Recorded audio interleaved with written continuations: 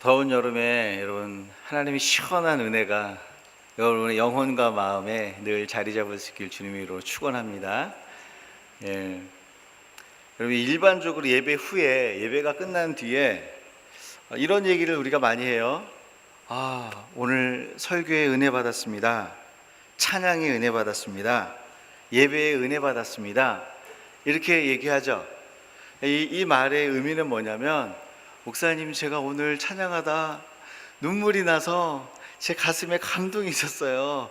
오늘 내 마음이 뜨거웠어요. 내 마음에 감동, 기쁨, 눈물 이런 것들이 경험되어졌을 때 제가 설교에 은혜 받았습니다. 찬양에 은혜 받았습니다. 예배에 은혜 받았습니다 라고 얘기를 하죠. 물론 감동, 기쁨, 눈물 다 하나님이 주시는 거예요. 그리고 우리 성도님들이 이런 은혜를 예배 때마다 누릴 수 있게 먼저 축복합니다. 그러나 은혜를 받았다는 표현은 더 깊은 의미가 있어요. 단순히 눈물 한번 흘리고 단순히 우리의 마음에 감동이 되고 내 마음에 뭔가 찡한 게 이렇게 오고 이런 정도의 그냥 표면적인 의미보다 더 깊은 의미가 있다는 거죠. 사전적인 의미를 먼저 보면 이유와 조건 없이 긍휼과 사랑을 받을 때 은혜를 받았다 그러는 거예요. 근데 이것을 신앙적인 말로 표현을 하면 하나님께서 이유와 조건 없이 내 존재를 받아주시고 억셉트 했다라는 사실이 내게 실제가 됐을 때 은혜를 받았다 그러는 거예요. 하나님이 저와 여러분은 다 죄와 허물이 있잖아요. 하나님 앞에 이 시간에 이 땅 가운데 죄와 허물이 없는 사람이 어디 있습니까? 죄와 허물이 있는데 하나님께서 이유도 없이 조건 없이 저와 여러분을 받아주시는 거예요. 저와 여러분의 존재를 받아주시고 억셉트한 게 내 삶 가운데 실제가 된 거예요. 그랬을 때 은혜를 받았다라고 얘기하는 거예요. 여러분 믿으세요? 그러니까 단순히 우리 마음의 감동 정도로 은혜 받았다라는 건 아니죠. 오늘 말씀도 이유와 조건 없이 나를 받아주실 때 은혜를 입었다라는 말을 사용하고 있어요. 오늘 본문 말씀에도 하나님께서 노아 시대를 바라보셨을 때 그 노아 시대를 바라봤던 하나님의 관점은 뭡니까? 노아 시대를 바라봤을 때 하나님이 그 시대를 바라봤던 관점이 5절에서 7절 중반까지 있어요. 여기 말씀해 보니까 이렇게 하나님이 세상을 바라보고 계셔요.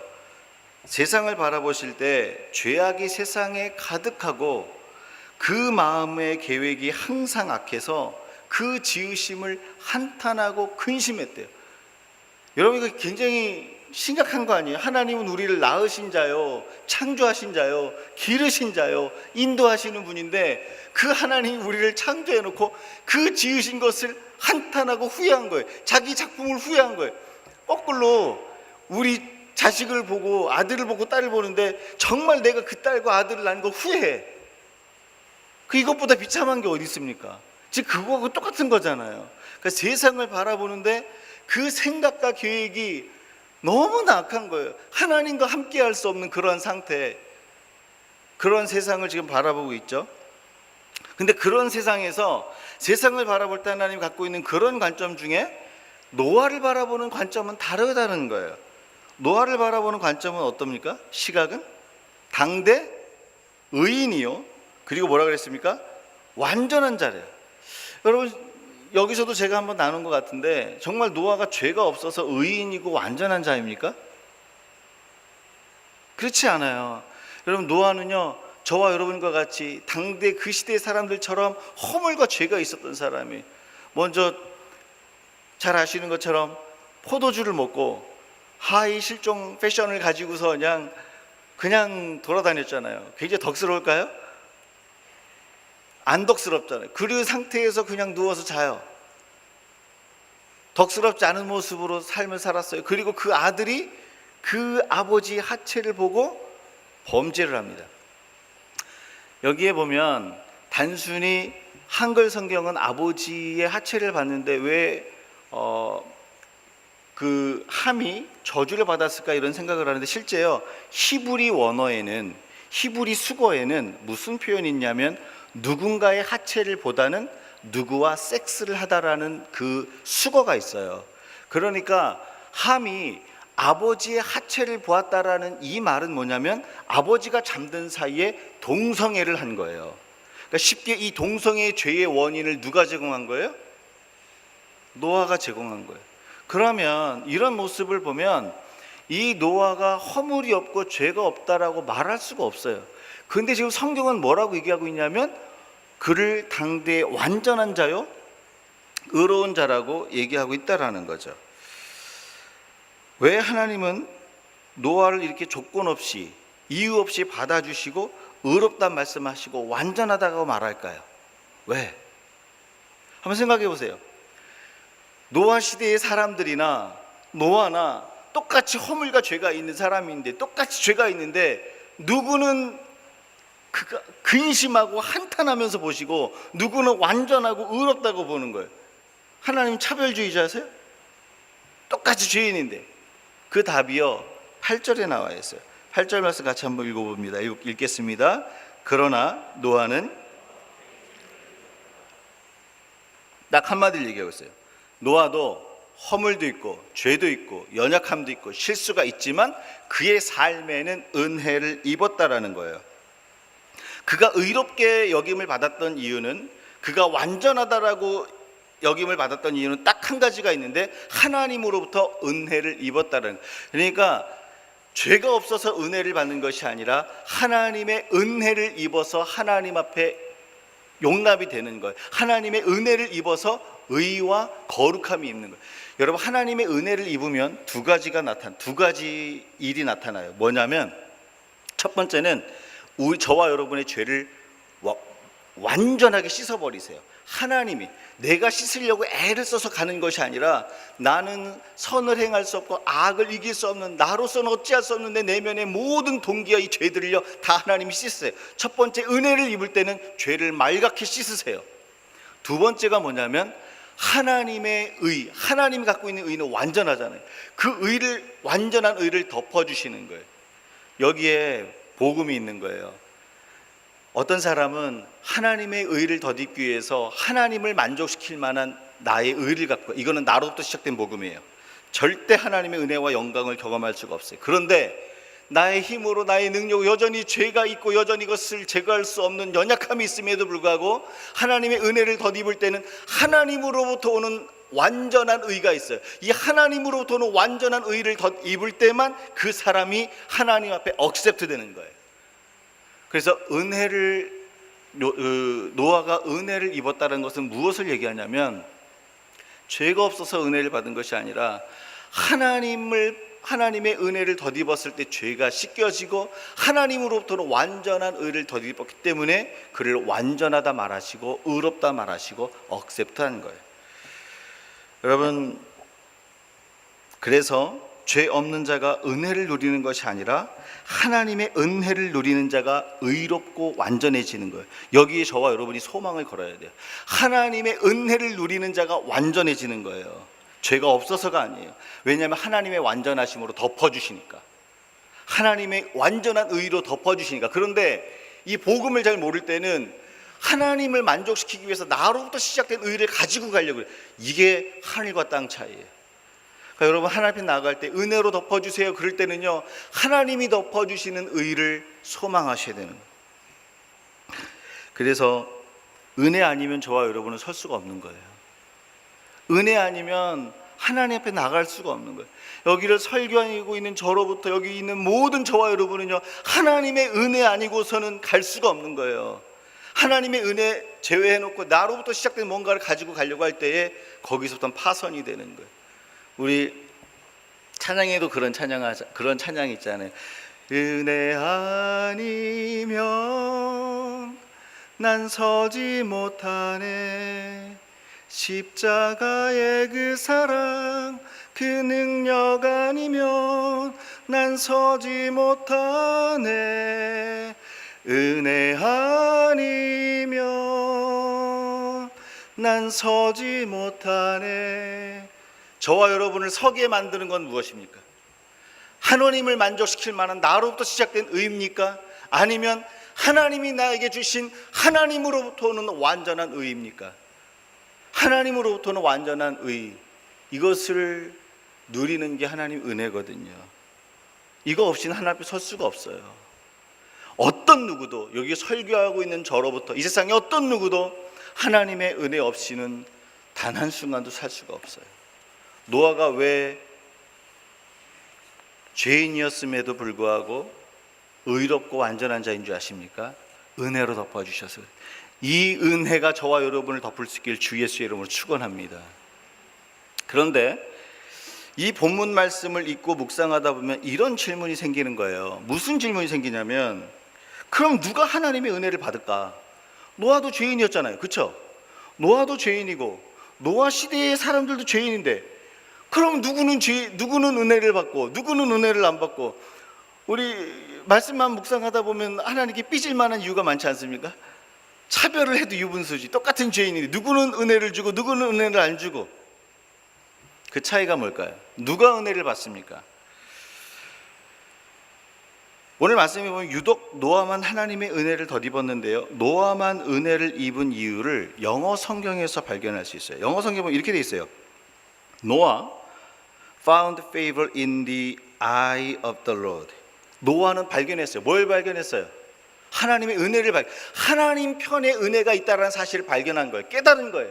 하나님 편에만 은혜가 있다는 사실을 발견하고 자격한 거예요. 한글 성경에는 뭐가 돼 있냐면 하나님의 은혜를 입었다, 그냥 덧입어진 걸로 알고 있지만 하나님께만 있는 그 은혜를 노아는 발견하고 하나님 외에 다른 곳에서 은혜를 발견할 수 없음을 깨닫고 그걸 붙들고 쫓아간 거예요. 그걸 오늘 얘기하고 있어요. 여러분, 한마디로 얘기하면 노아는요, 은혜를 발견하고 붙든 사람이, 하나님 저는 은혜 없이는 안 되는 사람이에요, 하나님 저는 은혜 없이는 설 수 없는 사람이에요, 이 고백을 가지고 나아갔던 사람이라는 거예요. 그러면 하나님의 은혜가 없었던 노아 당시의 사람들은 어떤 모습이었을까요? 오늘 본문 말씀에는 당시 노아 사람들의 이야기를 가장 잘 해석해 준 본문이 하나 있어요. 그게 누구냐면 예수님이 해석해 주셨는데, 마태복음 24장 38절에 보면 예수님이 그때 당시 사람들을 해석해 준 말씀을 같이 한번 읽어보겠습니다. 같이 읽습니다. 홍수 전에 노아가 방주에 들어가던 날까지 사람들이 먹고 마시고 시집가고 장가갔다. 여러분, 지금 하나님은요, 은혜와 구원을 주는 데 있어서 차별이 없는 분이에요. 이건 무엇을 전제하는 거냐면, 노아 시대 때에도 노아에게나 노아 아닌 다른 사람들에게도 차별이 없이 공통적으로 은혜를 주신 하나님이에요. 여러분 믿으세요? 노아에게만 은혜를 사실 준 건 아니에요. 근데 왜 노아만 은혜를 받았을까? 오늘 예수님이 그때 당시에 사람들의 마음을 해석해 주고 있어요. 홍수 전에 노아가 방주에 들어가던 날까지 사람들이 먹고 마시고 시집가고 장가가고 있으면서 하나님의 은혜를 붙드는 삶에 전혀 관심이 없었다는 거예요.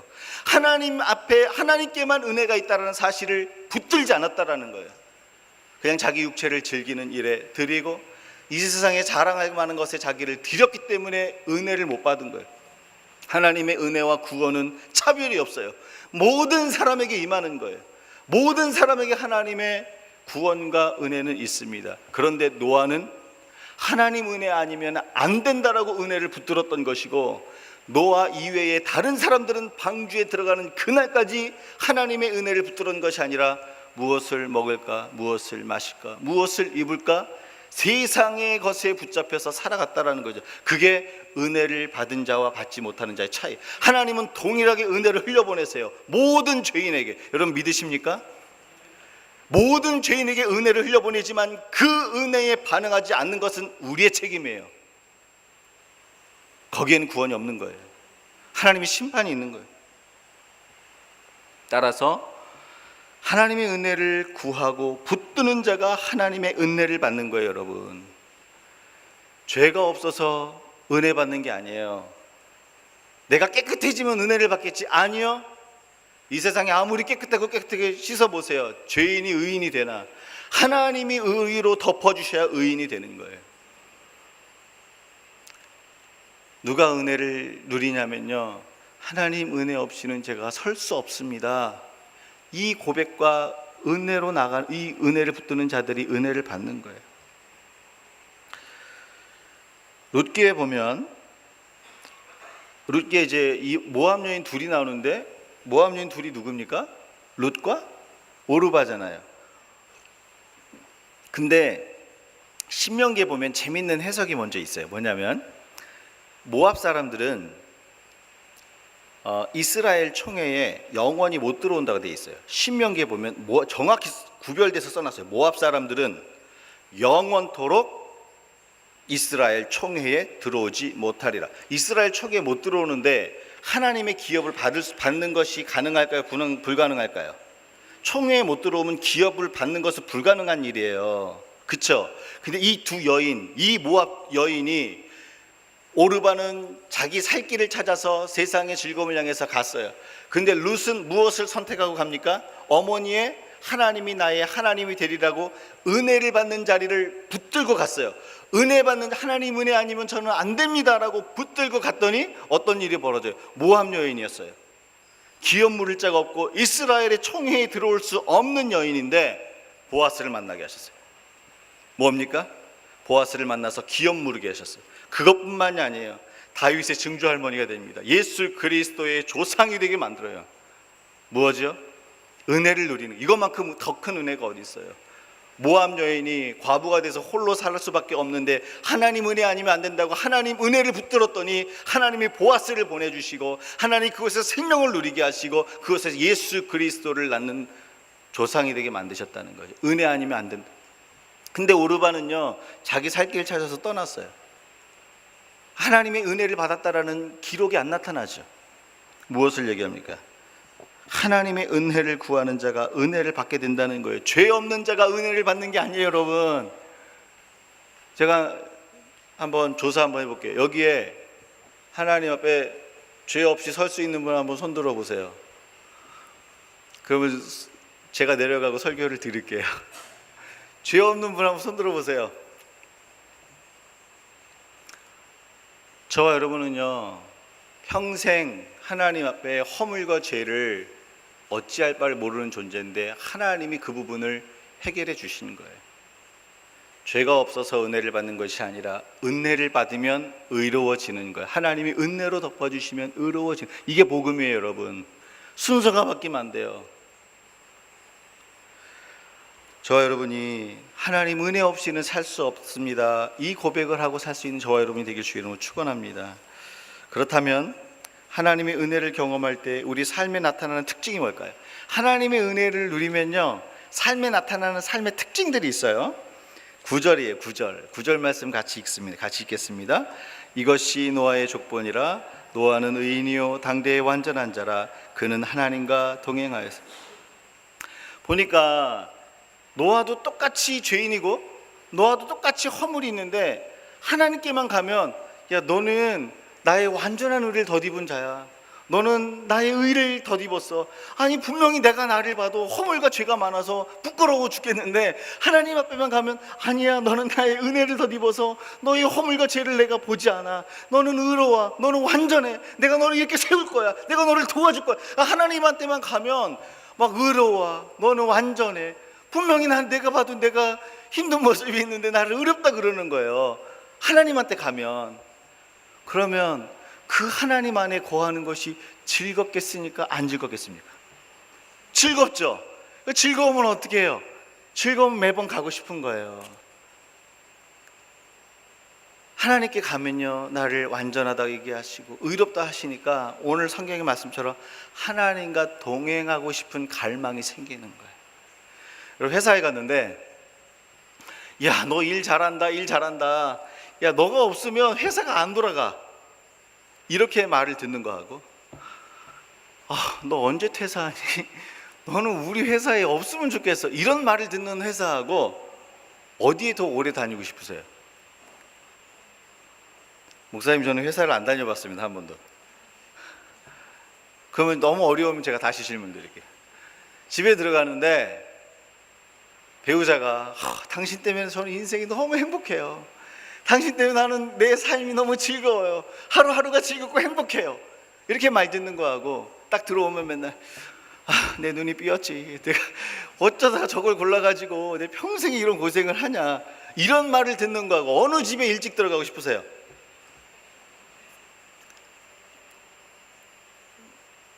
그런 말을 이제 너무 많이 들으셔서 이제 무감각해지셨어요? 여기 도말하면 잔소리잖아요. 너 없으면 안 돼. 너 없으면 힘들어. 이런 말을 듣는 회사에 가고 싶어요. 당신 때문에 내가 행복해. 이런 말을 듣는 가정에 함께하고 있고 싶고 그 안에 거하고 싶어요. 마찬가지예요.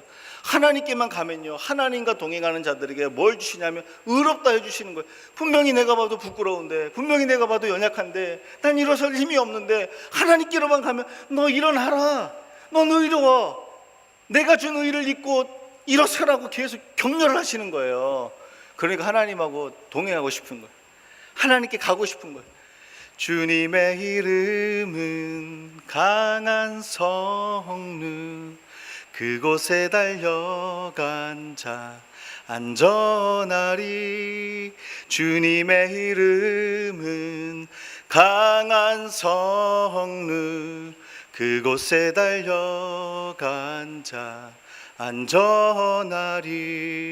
여러분, 여러분이 상황이 어떠할지라도 주 예수의 이름 그 성 안으로 달려 들어가면 안전해집니다. 당신의 완전한 의로 저와 여러분을 덮어주세요. 그게 죄인을 다루시는 하나님의 방법이에요. 그런데 단 죄인이 하나님의 은혜를 붙들어야 돼요. 하나님 은혜 아니면 안 된다고 붙들어야 되는 거예요. 그 은혜를 붙드는 자는요, 동행하는 거예요. 하나님하고 동행하고 싶은.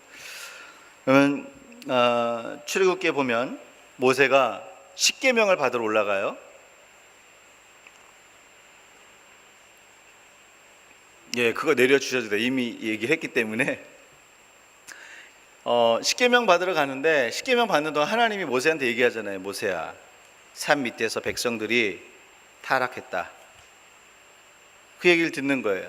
그 얘기를 듣고 모세가 십계명을 받아가지고 내려옵니다. 내려와서 보니까 이스라엘 백성들이 뭘 해요? 금송아지를 섬긴단 말이에요. 그러니까 하나님께 받은 그 두 돌판을 사람들 앞에서 깨요. 그리고 누가 하나님 앞에 서리요 하면서 3,000명을 죽이게 만듭니다. 그 죄에 대한 심판을 하죠. 그런데 심판이 목적이 아니었어요, 여러분. 모세의 마음은 그 죄에 대한 대가를 묻고서 하나님 앞에 올라가요. 성경에 보니까. 그리고 하나님께 이렇게 기도를 해요. 하나님, 슬픕니다. 내 마음이 슬프고 힘듭니다.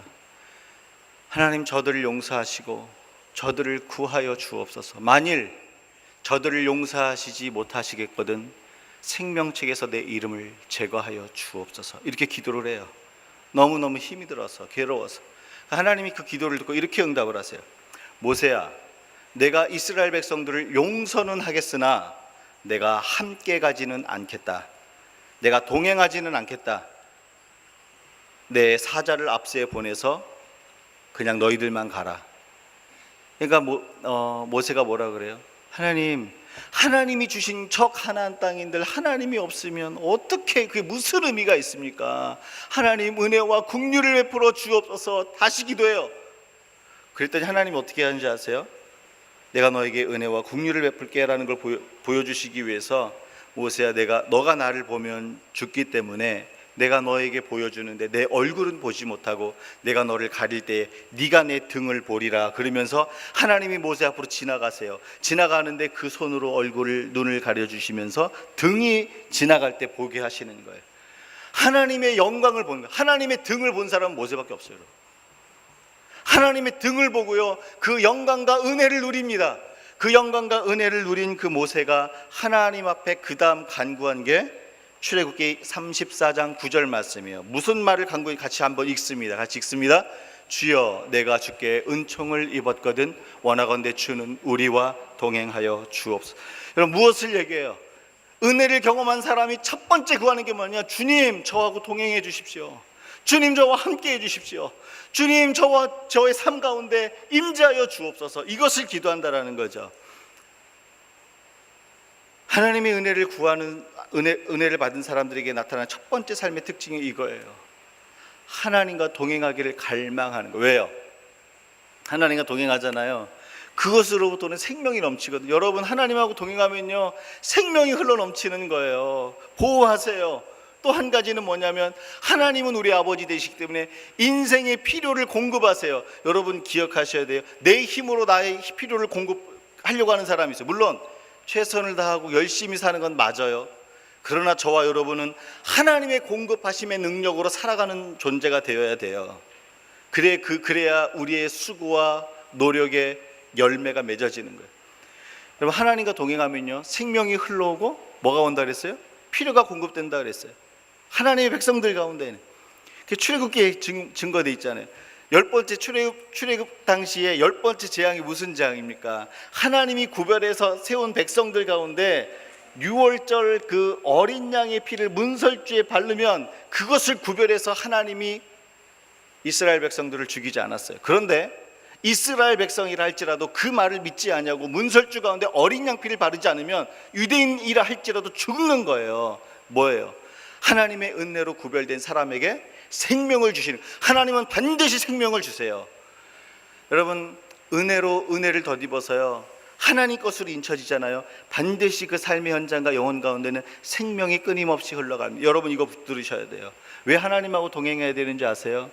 동행하는 곳에는 하나님의 생명이 흘러갑니다. 그것이 메마른 곳이라 할지라도, 그것이 사막 같은 곳이라 할지라도 그곳에 하나님의 생명이 넘쳐나면 그곳엔 꽃이 피게 돼 있어요. 이런 찬송이 있잖아요. 메마른 땅을 종일 걸어가도 나 피곤치 아니하며, 그 다음 뭐죠? 저 위험한 곳 내가 이를 때면 큰 바위에 숨기시고 주 손으로 덮으시네. 하나님과 동행하면요, 생명을 주세요. 이게 저와 여러분이 누리는 은총이에요. 여러분들, 그게 끝이 아닙니다. 이스라엘 백성들이 출애굽할 때 어떤 것, 성경을 자세히 세밀하게 읽는 사람들을 발견하는 게 있어요. 떠날 때 하나님이 이스라엘 백성들에게 이렇게 명령해, 너 애굽 사람들에게 가서 은과 금과 폐물을 달라 그래라. 지금 노예가 떠나는데 지금 뭐라 그래요? 은과 금과 폐물을 애굽 사람한테 달라 그래. 이게 성격의 차이에 따라서 어떤 사람은 말하기 쉽지만 어떤 사람 말하기 되게 힘든 사람이 있을 거 아니에요. 아니, 가는데 어떻게 은과 금과 폐물을 달라. 하나님이 명령하시는 거예요. 애굽 사람들에게 달라 그래라. 성경이 뭐라 그랬어요? 요청하였더니 그들이 주었더라. 여기만 그런 게 아니에요. 이스라엘 백성들이 멸망해서 바벨론 포로 70년 생활이 끝나고 고레스 칙령에 의해서 제1차 귀환을 할 때, 그때도 성경을 읽어보세요. 에스라서에 보면 그들이 그 바벨론 사람들로부터 은과 금과 귀금속들을 받아가지고 온 거예요. 뭐예요? 예수 잘 믿으면 하나님이 보석 주신다, 이런 말입니까? 여러분, 하나님과 동행하면 하나님이 그들의 필요를 채우신다는 거예요. 여러분, 이게 저와 여러분 삶의 현장 가운데 누릴 은총이에요. 여러분, 기대하세요. 기복 주의는 문제지만 하나님께 복을 구하는 것은 성도의 마땅히 구할 바예요.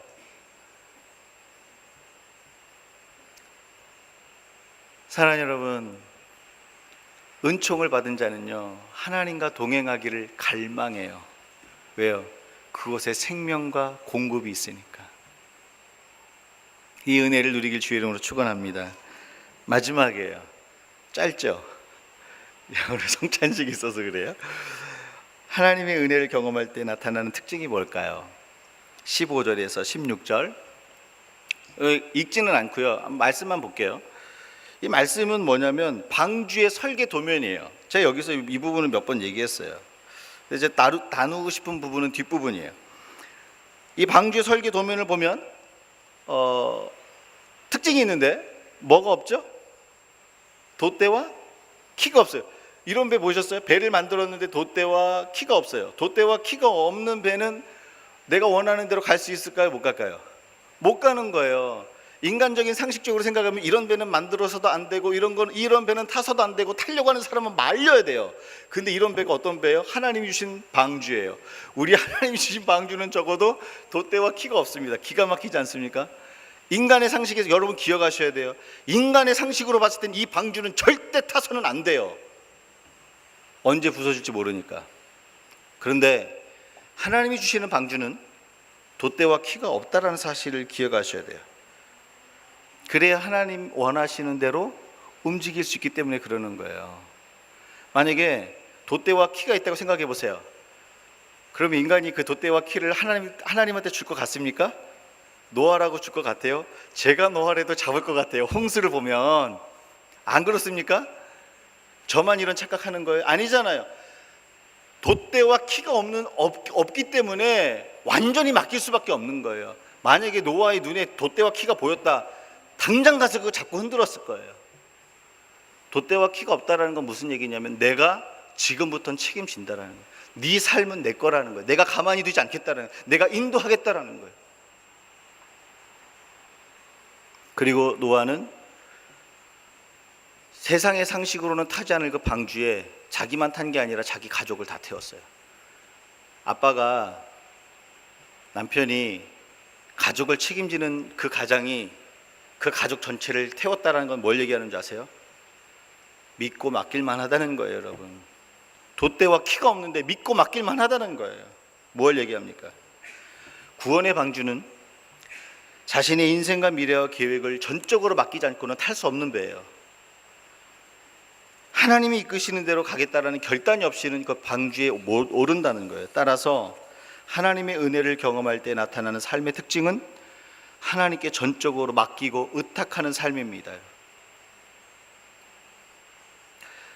하나님께 맡기고 의탁할 때 더 이상 내 삶이 안 되는 거예요. 맡기고 의탁하면 그때부터는 이건 하나님의 삶. 여러분, 저와 여러분은 이렇게 노래할 수도 있어요. 내 인생은 나의 것. 하나님 나를 만드셨지만 그래도 인생은 내 것입니다. 하나님 참견하지 마십시오. 내 인생은 나의 것. 왜 키를 당신에게 드려야 됩니까? 이렇게 생각할 수 있지만 돛대와 키가 없는 그 방주에 저와 여러분이 올라가는 순간부터 어떤 일이 벌어지냐면 네 인생을 내가 책임지겠다라고 약속하시는 거예요, 여러분. 다시 노아 방주 이야기로 돌아갑니다. 노아가 방주에 들어간 후 이제 홍수가 나서 문을 닫죠. 문 닫고 홍수가 났어요. 항해를 했는데 그 방주가 며칠을 항해했을까요, 여러분? 혹시 기억하세요? 저하고 구약, 그냥 성경을 읽으면 그냥 1년 그러지만 정확하게 읽으면 10개월 보름이에요. 10개월 보름 동안 이 방주가 항해를 해요. 근데 만일 그 방주에 돛대와 키가 있었다 그러면 이 노아는 방주를 무사히 이끌면서 항해할 수 있었을까요? 생각을 해보세요. 지금 홍수가 넘쳐나요. 그 파도가 온 땅을 덮는 어마어마한 물이 막 쏟아지고 있는데 내가 이제 키를 잡고 있어요. 그럼 항해를 잘 할 수 있었을까요? 제 생각에는요, 너무너무 스트레스 됐었을 것 같아요. 이게 말을 해도 안 움직일 거 아니에요. 이거 키를 움직여도 배가 내가 원하는 데로 안 갈 것 같아요. 근데 그것뿐만이 아니에요. 10개월 반을 내가 키를 잡고 한다면 10개월 반 동안 잠을 제대로 잤겠습니까? 잠을 못 자는 거예요. 막 힘들고 스트레스는 스트레스 받고, 이게 말이 방주지 방주가 아니에요. 차라리 내가 물에 빠져 죽는 게 낫겠다라고 생각할 수도 있어요. 이렇게 힘들 바는. 여러분, 그런데 노아가 돛대와 키가 없는 방주에 오른 순간부터 하나님이 책임지시는 거예요. 왜요? 하나님 명령하셨으니까. 하나님 명령하신 그 돛대와 키가 없는 배에 올라간 순간부터 하나님 책임지는 거예요. 그다음부터 재밌는 일이 벌어져요. 돛대와 키가 없어서 내가 뭔가를 할 수 없는데 풍랑이 일어나고 온 땅을 덮는 그 홍수가 쏟아지는데 내가 할 게 없으니까 어떻게 해요? 자요. 돛대와 키가 있을 때는 내가 그거 갖고 스트레스 받고 잠도 못 자는데 돛대와 키가 없을 때는 홍수가 일어나고 파도가 일어나는데도 내가 잠을 잔다니까요. 여기에 저와 여러분이 깨달아야 될 게 하나 있어요. 적당한 스트레스는 건강하다 그러지만 그거 어느 정도, 그죠? 밤잠을 못 자고 내가 스트레스를 받으면서 막 이렇게 제대로 생활도 안 되면서 막 이렇게 되는 거 왜 그런 줄 아세요? 딱 하나예요. 내가 지금 그 홍수를 뚫겠다고 그 내 인생의 배에 돛대와 키를 잡고 막 움직이는 거예요. 하나님께 맡기고 그 말씀 위에 내 인생의 배를 올려보세요. 홍수가 창궐하고 비바람이 창궐해도 노아처럼 잔다니까요. 여러분 믿으십니까? 왜요? 왜 자요? 게을러서요? 예수 믿는 사람 절대 게으르지 않아요. 최선을 다해서 일하고 하나님께 맡기는 거죠. 왜 잘까요? 하나님께 내 삶이 의탁이 돼서 그러는 거예요. 전적으로 의탁이 돼서 그러는 거예요. 여러분 2살짜리, 3살짜리, 3살짜리가 유치원 가면서 이런 얘기, 엄마 내 이번 달 원비 있어요? 이렇게 얘기하는 애 보셨어요? 그런 애 있으면요 검사를 해야 돼요. 검사를. 정상이 아니에요. 걔는요 엄마가 가난하든 안 가난하든 뭐 밥을 먹든 안 먹든 그거 몰라요. 유치원 가게 되면 엄마 가는 거예요. 돈은 엄마 아빠가 하는 거지. 걱정 안 해요. 왜요? 원비를 내는 그 돛대와 키가 애한테 없으니까 걱정 안 하는 거예요. 왜 걱정할까요? 내가 핸들링하니까 걱정하는 거예요. 이게 저의 착각인가요? 하나님 저와 여러분과 요청하는 게 하나 있어요. 뭐냐면 은혜를 받은 자는 돛대와 키가 없는 방주에 타서 그 방주 위에 올라가서 하나님께 인생을 맡긴다는 거예요. 여러분 방주에 올라가서 인생을 맡긴다는 게 뭔지 아세요? 돛대와 키가 없는 방주에 올라간다는 게 하나님의 말씀 위에 내 인생의 배를 띄우는 거예요. 그럼 못하는 게 많잖아요. 안 하는 거 많잖아요. 내가 원하는 시간과 이 방법 안에 선택하지 못하는 게 많잖아요. 근데 기억하세요. 하나님이 그 방주를 부딪히지 않게 하셨으며 아라랏산에 도달하게 하시고 무사히 나오게 하셨다는 사실을 기억하셔야 돼요. 인간의 이 상식으로는 타지도 않을 배, 탄다고 하는 사람을 말릴 그 배가 파손도 당하지 않냐고 무사히 안착했다는 사실을 기억하셔야 돼요. 오늘 말씀을 정리합니다. 은혜를 받는다는 것은 이유와 조건 없이 내가 하나님께 용납받는 은총을 누리는 거예요. 은혜를 받는 사람은 죄가 없는 사람이 아니라 은혜 없이는 살 수 없다라고 고백하는 사람이 은혜 가운데 살아가는 사람이에요. 은혜를 받은 사람은 하나님과 동행하는 삶을 삽니다. 그래서 생명을 누리고 공급하심을 누립니다. 그리고 전적인 신뢰와 맡김 속에 돛대와 키가 없는 방주를 탄다라고 하나님이 선언하고 계셔요. 이 말씀이 저와 여러분을 살리는 말씀이 되기를 주 예수의 이름으로 축원합니다.